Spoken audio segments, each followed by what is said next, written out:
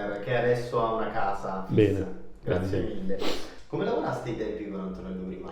Ma Antonello lo conoscevamo già da tanto tempo, perché noi avevamo fatto con lui come prima cosa una serie di Distretto di Polizia, credo fosse la terza o la quarta, adesso non ricordo, forse la quarta. Erano 11 serie in tutto alla fine. Quindi ci conoscevamo già, quindi c'era già questo fondamentale passaggio che è il rapporto tra regista e compositore, che è sicuramente agevolato se le due persone si conoscono i vizi e le virtù l'uno dell'altro. Quindi con Antonello avevamo già avuto tante occasioni per frequentarci, quindi è stato molto semplice. Lui ci ha dato alcune indicazioni, tenendo conto del fatto che appunto si trattava di una commedia con vari risvolti e che c'era diciamo una specie di piccolo macigno ipotetico, che era l'idea di utilizzare un brano di Donovan che poi non è stato utilizzato, che però serviva come punto di riferimento per realizzare tutto il resto.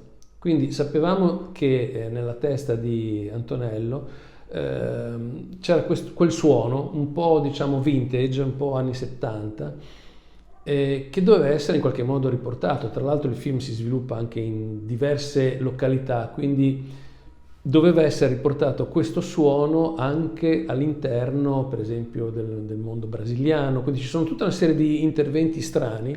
Ecco che vedi che in qualche modo ritorna il discorso del primo turco, cioè la capacità o l'intenzione quantomeno di costruire appunto tavolozze di colori che si mischiano continuamente, che non sono necessariamente puri, no? E anche in quel film in effetti c'è un mondo musicale abbastanza eterogeneo, ma è preciso, cioè per cui hai elementi dell'inizio degli anni 70 evidentissimi, il mondo di Donovan, tanto per capirci, che era il brano, peraltro era Mellow Yellow, tanto per capirci, per essere precisi, ma ci sono elementi ritmici che provengono dal Brasile, c'è tutta una serie di suoni che in qualche modo riportano anche alla commedia noir e convivono. Io sono molto contento di quel risultato, ma anche Aldo e credo anche Antonello. Tra l'altro abbiamo avuto anche occasione, in un'occasione molto particolare, di suonare parte di quella colonna sonora in un concerto quasi dedicato. Questo succedeva a Carloforte un po' di anni fa, in una piccola formazione, è stato, devo dire, molto divertente. E questo è anche una cosa che mi piace, cioè l'idea che è vero, noi stiamo lavorando per un film, stiamo lavorando con musica applicata alle immagini, ma oltre all'aspetto, se vuoi, della riproduzione, no, su disco, è interessante il fatto che la musica realizzata per un film può vivere anche al di fuori del film, no? Cosa che era un dato di fatto molti anni fa, che un po' si è perso invece, no? Invece noi stiamo cercando di riportare in auge l'idea di farla suonare questa musica. Di continuare a dare vita. Di continuare a dare vita a una musica che se no sarebbe in qualche modo circoscritta a un progetto, no? Sì. E finirebbe lì. Qui entra in gioco, se vuoi, anche il fatto che, almeno per quel che mi riguarda, qualche anno fa abbiamo cercato di mettere insieme un nucleo di colleghi, creando un'associazione dedicata proprio alla nostra categoria che si chiama ACMF, e adesso questa associazione è cresciuta molto.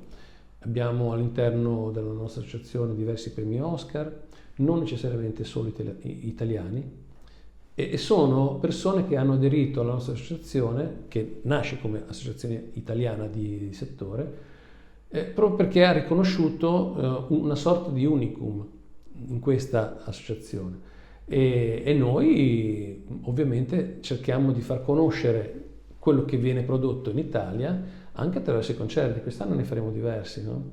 Anche questa è una bella iniziativa che sfida un po' magari quelle che possono essere le tendenze, come dicevi. Sì, esatto, ma la cosa pazzesca è che noi abbiamo sempre verificato in tutti i concerti che abbiamo fatto, sia come Pivio e Aldo Descalzi, sia come diciamo ACMF, che in realtà c'è un pubblico molto interessato, molto attento e desideroso di questo tipo di proposta. Peraltro, sotto il cappello colonna sonora, musica applicata alle immagini, c'è veramente di tutto. Cioè, quindi non si può parlare di un genere colonna sonora, perché, perché è sbagliato, no? Cioè, come dicevo, può essere colonna sonora una roba fatta per quartetto d'archi, ma potrebbe esserci una colonna sonora fatta con un gruppo come Sepultura, quindi cioè certo. bisogna capire insomma di cosa stiamo parlando, però tendenzialmente il fatto che questa musica venga comunque composta in un contesto diciamo parzialmente evocativo porta l'audience a essere veramente molto interessata. E infatti regolarmente dopo questi concerti le persone si fermano sempre a cercare di carpire ulteriori informazioni, perché trovano che c'è una magia in quello che si fa. No, voi avete veramente lavorato con tanti registi, lo dicevi anche poco fa nominando Ospetec piuttosto che Marco Risi, piuttosto che anche Manetti o Dalatri. È una domanda, posso capire, un po' scomoda, quindi che avete avuto una collaborazione migliore magari con questi anni? Guarda, è evidente che ci sono alcuni registi con cui abbiamo proprio un chiarissimo, una chiarissima compenetrazione proprio di intenti, no?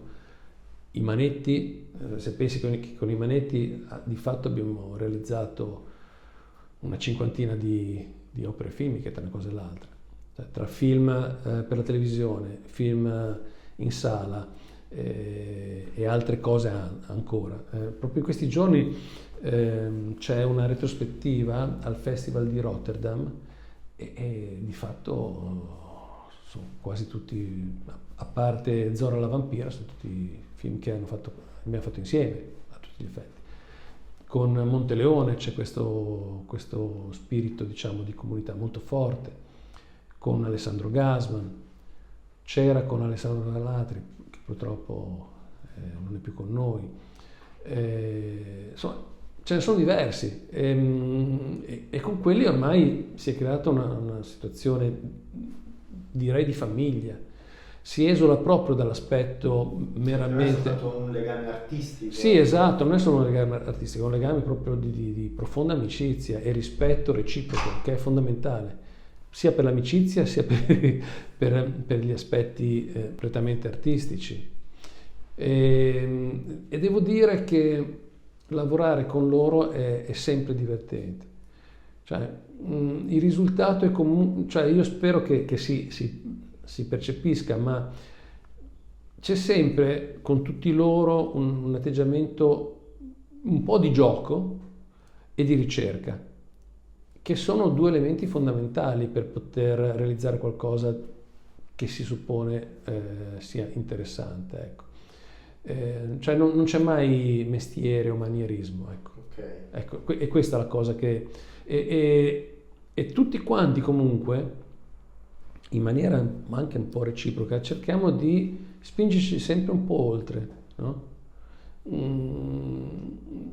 Nel caso musicale il po' oltre può essere semplicemente, che so, affrontare un tipo di scrittura mai fatto prima.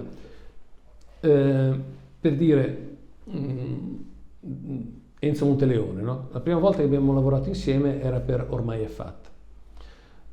E per Ormai è fatta abbiamo realizzato una cosa molto strana, perché lì di nuovo strane commistioni, potevi trovare elementi della musica western, musica balcanica, l'India, c'era tutto coinvolto in qualcosa che però fosse funzionale. Per assurdo poi la canzone che noi avevamo realizzato per i titoli di coda è in genovese, quindi ok. Ma proprio con lui realizziamo poi un film successivo che era El Alamein, E lì abbiamo per esempio lavorato per la prima volta con un'orchestra molto grande e fuori dall'Italia. Per noi era un salto di qualità forte, anche se non abbiamo più voluto uscire dai confini italiani, ma questo è di nuovo un aspetto, se vogliamo, politico. Cioè, noi in Italia abbiamo delle eccellenze clamorose. Francamente, l'idea di spostare queste eccellenze e cercarle fuori dall'Italia è sciocco. Cioè, non c'è neanche una valorizzazione economica tale da poterti dire ma là si spende di meno. Non è vero. Cioè, si possono fare cose bellissime con musicisti clamorosi qua in Italia a prezzi ragionevoli, dove tutti sono contenti, perché questo è fondamentale chiaramente, quindi senza andare a Praga o in quegli altri paesi dove spesso molti vanno, no? Quindi fatta quell'esperienza che ci è piaciuta molto, tra l'altro con noi c'era Ezio Bosso a dirigere l'orchestra, con cui eravamo molto amici, no? Abbiamo detto ok, fatta, adesso torniamo a casa, no? E quindi da quel momento noi abbiamo sempre realizzato tutto a Genova. A Genova c'è una scuola genovese, visto che di scuola genovese spesso si parla, che è pazzesca, sia dal punto di vista della scrittura di musica, ma anche della realizzazione e dell'esecuzione. Quindi abbiamo la nostra scuola, il nostro gruppo di lavoro che si allarga di volta in volta, no? Cioè, quando abbiamo lavorato a Diabolic, il primo film con i Manetti della serie, abbiamo coinvolto tantissime persone, nonostante la difficoltà del momento, perché noi l'avevamo scritto poco prima che ci fosse il lockdown, però avevamo scritto una cosa per un'orchestra enorme. Solo che poi quando siamo tornati a vivere l'orchestra enorme non potevamo più averla, quindi ci siamo dovuti inventare delle cose abbastanza bizzarre per poter realizzare esattamente quello che avevamo scritto, perché ormai era troppo tardi, non potevamo più tornare indietro e pensare a una cosa totalmente diversa, no? E l'abbiamo fatto con questi 60-70 elementi genovesi in una situazione abbastanza incredibile se ci ripenso, insomma, ecco. Tra quelle che hai fatto, qual è quella a cui sei più legato? È con Bascia, o quella che preferisci delle colonne sonore? Allora, molte volte si può scindere dalle due cose. Sì, guarda, vabbè, diciamo che ci sono alcuni passaggi inevitabili. Questo è uno, ovvio, il primo amore non si scorda mai. Come ti dicevo, è stata un'emozione clamorosa, cioè, quindi, e musicalmente sono molto contento del risultato, tant'è vero che ancora adesso quando facciamo concerti a Due Dio riusciamo sempre a inserire 1 o 2 brani da questa colonna sonora nel concerto, proprio a dimostrazione che fa parte del nostro vissuto. Parlavo di La Main, anche quello è un momento fondamentale perché è un momento di svolta. Abbandoniamo, diciamo, un po' l'idea degli organici piccoli e iniziamo a pensare anche in maniera più grande, ma non che questo diventi uno scopo, cioè si possono fare cose bellissime anche con un violoncello, ecco, tanto per capirci. Un punto di svolta fondamentale è diventato Amore Malavita, perché sempre con i Manetti, noi con i Manetti avevamo già fatto tante cose, avevamo già vinto un Davide Donatello con Song e Napoli, che se vuoi è un punto importante, ma con Amore Malavita scatta un ulteriore meccanismo che è quello intanto di fare uno musical, che è una cosa che non avevamo mai fatto e che ha delle necessità proprio programmatiche totalmente diverse rispetto a una colonna sonora normale, perché tu sei a tutti gli effetti coinvolto da subito nella scrittura del film. E quando dico scrittura del film, perché le canzoni che tu realizzi per il musical sono parte integrante della sceneggiatura, quindi devi farlo in un certo modo tenendo conto di tanti elementi del quale magari un po' più sì, che non sono esattamente il fatto di scrivere una canzone a posteriori, dove tu hai già tutto Tenendo conto di Capito? quello che è l'arco narrativo della struttura anche della Esattamente, infatti con i Manetti ci eravamo proprio messi a studiare in maniera quasi scientifica che succedeva in altri musical. Poi ci siamo messi a vedere musical insieme e abbiamo capito che i musical che funzionavano avevano un certo numero di canzoni, non più di quelle e non meno di quelle, cioè quasi, ripeto, scientifico, e quindi abbiamo iniziato a pensare i punti giusti in cui inserire le canzoni e poi bisognava lavorare ovviamente di comune accordo con la persona che in buona parte ha scritto i testi delle canzoni, che è Nelson Garofalo, che ovviamente teneva conto di tutte le indicazioni dei Manetti per poter raccontare quella storia, e noi dovevamo scrivere musica che fosse emotivamente collegata a quel momento, no? Quindi è stata veramente un'esperienza pazzesca. Ci abbiamo messo 2 anni e 3 mesi a completare tutta la cosa. Quando, non so se l'ho detto prima, per esempio per Odore della notte ci abbiamo messo 5 giorni. Sì, lo diciamo a microfono. Quindi 2 anni e 3 mesi, 5 giorni, no? Da un record a un altro, cioè. Ci sono dentro c'è tutto, no? Cioè, quindi poi ci sono degli standard in qualche modo che sono iniziati a venire fuori nel tempo, per cui sappiamo che più o meno una colonna sonora la si riesce a risolvere nell'arco di 3 mesi, ecco, più o meno. Però ovviamente, ripeto, dipende da tante cose. Tra l'altro, appunto, Amore e Malavita ci ha permesso poi di vincere 2 Davide Donatello, sia per la canzone originale sia per le musiche, e quindi chiaramente siamo molto legati a questo film. Ma la risposta che mi piacerebbe dare è che, quando mi capita di sentire una domanda come quella che mi hai fatto, è che il film a cui sono più legato è il prossimo.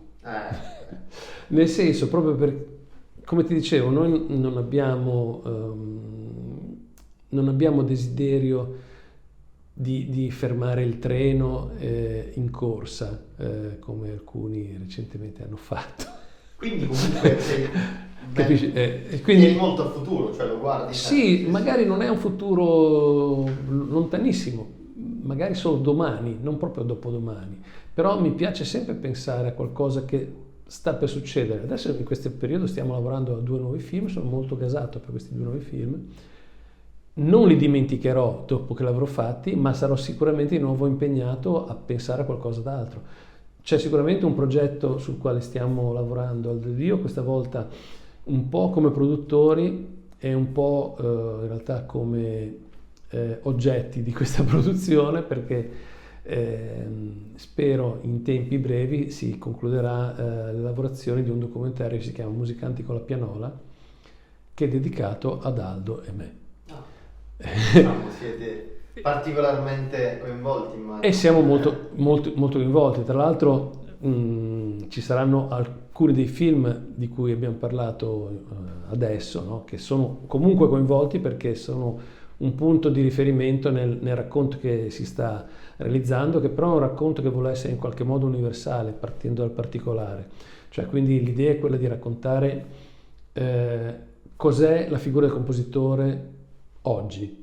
E come è cambiata? E come è cambiata? Cioè, noi abbiamo visto quel meraviglioso film che è Ennio, che racconta la storia di Ennio Morricone, e che racconta però storicamente un momento che è decisamente passato.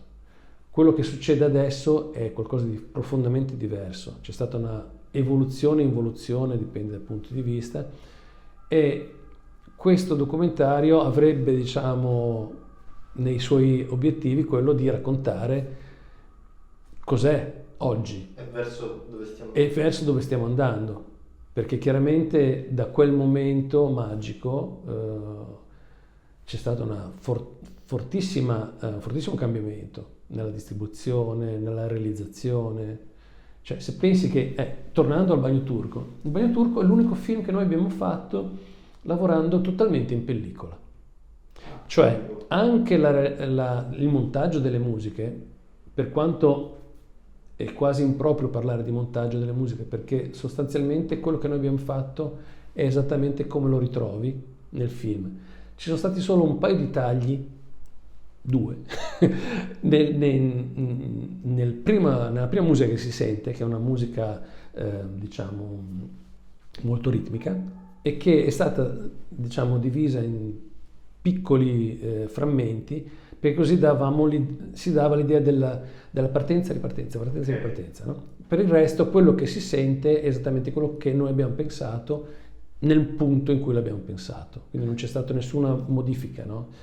Spesso è stato più difficile in quella situazione fare le modifiche con quel tipo di montaggio? Ecco, quel mondo lì in qualche modo portava anche ad avere, diciamo, dei risultati tendenzialmente univoci, cioè anche se anche all'epoca si faceva montaggio musicale inteso di tagli e cuci, spostamenti, cose di questo genere. Però lavorare con la pellicola non è lavorare con il digitale. Col digitale praticamente il film finisce quando è finito. Cioè, quando tu dici, ok, ho finito il mix, ho finito la color correction, allora a quel punto puoi dire è veramente finito. Ma il digitale ti permette cambi continui fino all'ultimo secondo, no? Chiaramente questa cosa ha un impatto molto forte anche nella realizzazione delle musiche.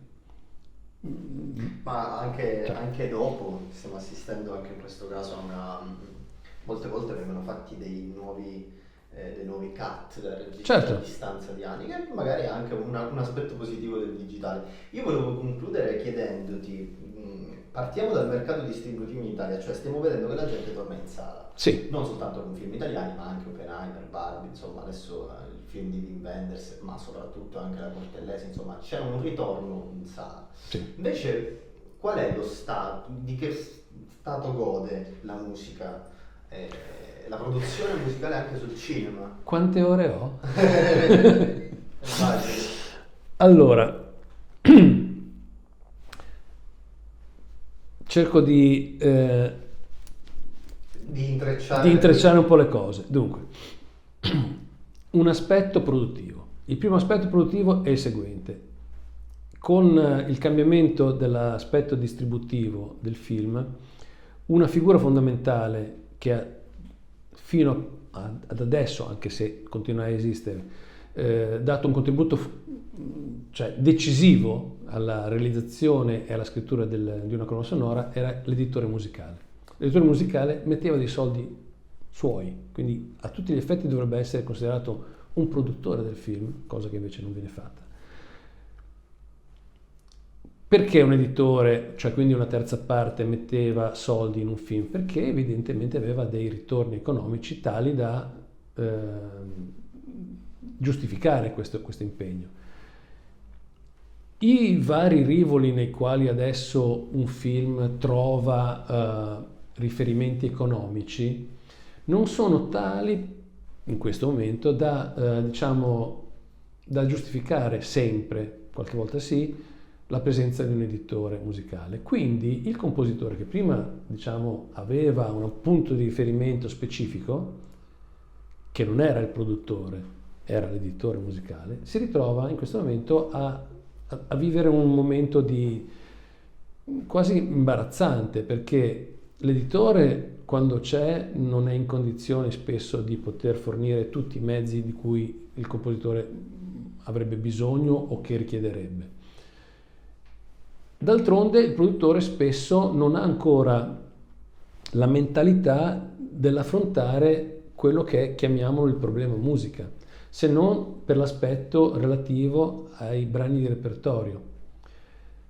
E qui entrerebbe in gioco tutto un meccanismo molto tecnico che spiegherebbe perché spesso i produttori si occupano della parte di musica di repertorio e non della parte, chiamiamola artistica, fatta apposta per il film.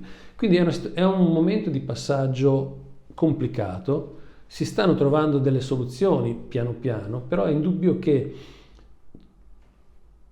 facciamo finta che oggi siamo al T0, nel T-1 molti compositori si sono ritrovati a dover fare un po' da one man show, cioè a dover realizzare tutto da soli, con tutto ciò che ne comporta, quindi il fatto di dover fare anche delle scelte un po' depauperanti su se stessi, no? Sull'idea di cosa fare, perché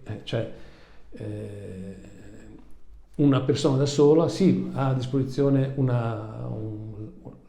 la tecnologia che abbiamo adesso, che è sicuramente molto utile a bypassare il problema, teoricamente, ma rischiamo di perdere, diciamo, quella cosa meravigliosa che è la realizzazione fatta con un musicista vero che suona, con tutte le sue imperfezioni.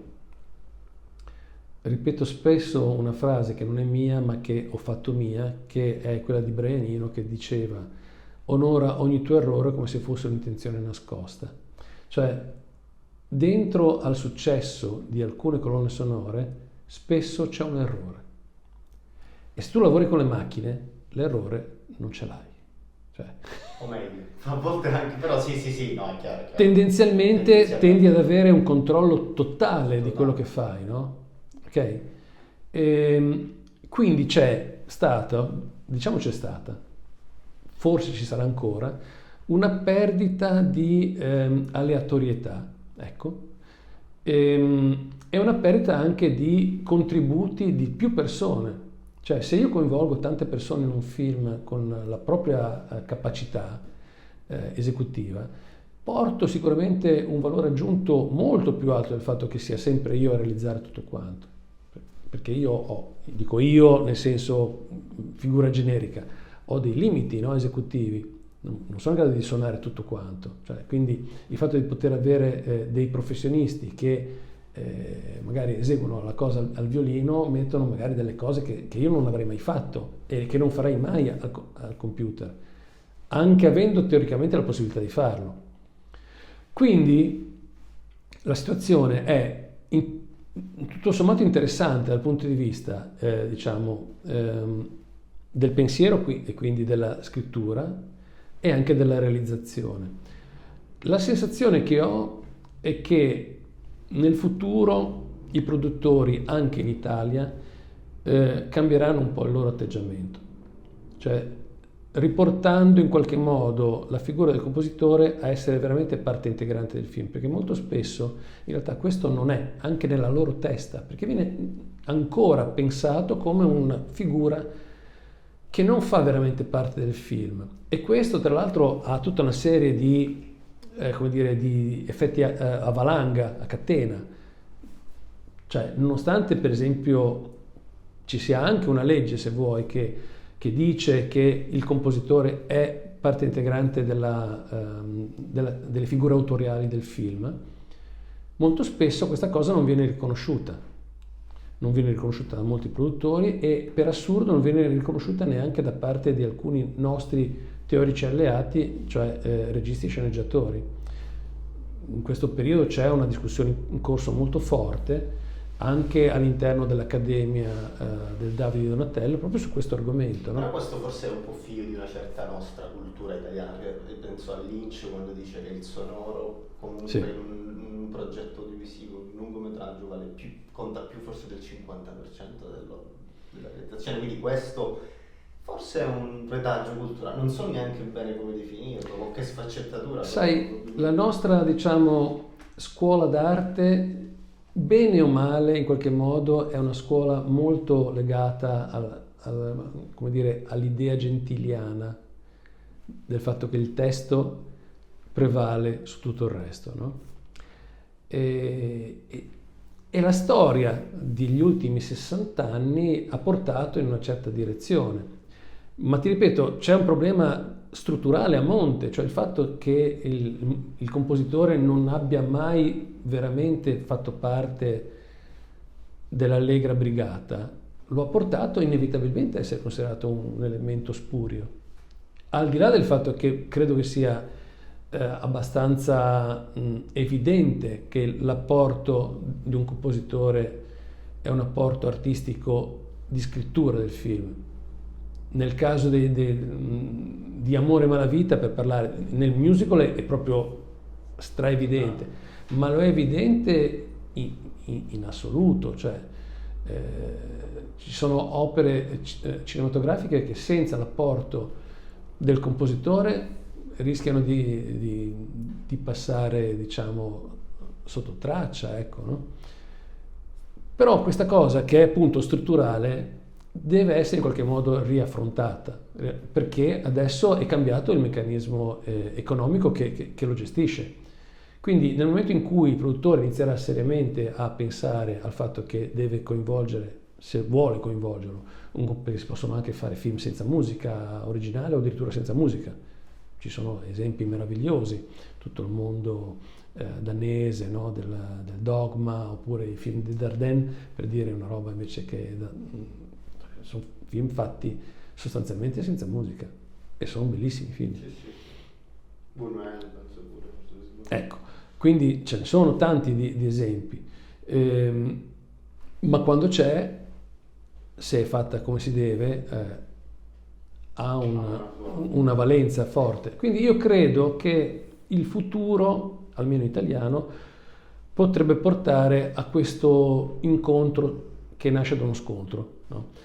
E quindi nuovi possibili scenari che adesso ancora non sono in grado veramente di riconoscere, però ci sono degli elementi che mi fanno pensare che qualcosa sta succedendo. Ho avuto occasione negli ultimi mesi di incontrare diversi produttori che sentono, come dire, un po' il fiato sul collo da parte di nuove entità che sono entrate in gioco, che sono per esempio le piattaforme, e si sentono un po' loro stessi un po' esautorati della loro figura di produttore. Quindi di solito la difficoltà crea i meccanismi per l'unione degli intenti. Non escludo che questa cosa permetta di pensare, diciamo, in ambiti un po' più ampi, no? Tra l'altro spesso basti pensare a quello che è successo recentemente negli Stati Uniti, la parte autoriale e attoriale ha fatto delle battaglie, no? In questo senso, no? E qualcosa si sta muovendo concretamente anche in Italia, perché si capisce che chiaramente non siamo nati per fare, diciamo, il copy of the copy of the copy, no? Cioè cerchiamo sempre di dare un elemento che dia qualcosa in più. Cioè il successo della Cortellesi non è un caso, cioè uno poi può anche discutere sul fatto che sia il miglior film fatto in Italia in quest'anno, ma è indubbio che ha scatenato qualcosa interessante, no? Quindi spazi per poter raccontare delle storie forti e che quindi emozionino un pubblico ci sono, e rimanere collegati ai meccanismi degli algoritmi non va esattamente in quella direzione, però stranamente poi queste schegge impazzite dimostrano che invece è importante mantenere forte il focus sull'idea di realizzare qualcosa di imprevisto. Un errore, come vedi. Vivio al corner, grazie mille Vivio. Grazie a voi, grazie.